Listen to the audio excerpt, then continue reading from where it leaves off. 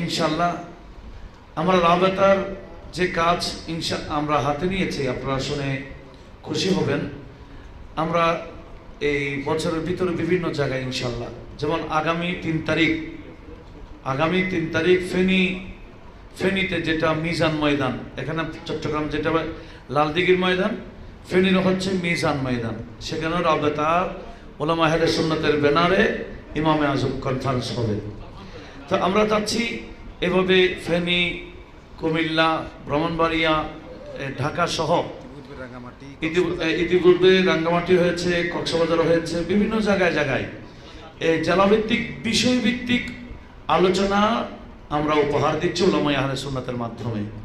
তো ওই 3 তারিখের প্রোগ্রাম যাতে আমরা সফল করতে পারি সে দোয়া কামনা, এবং আপনারা আজকে যারা উপস্থিত হয়ে আমাদের একেবারে সেই আড়াইটা থেকে এ পর্যন্ত অনেক ঘন্টা যাবৎ মসজিদ ভরপুর করে রেখেছেন, আমি আমাদের রাবেতার পরিবারের পক্ষ থেকে সবাইকে মোবারকবাদ, ধন্যবাদ এবং কৃতজ্ঞতা প্রকাশ করে আমি ইতি টানছি।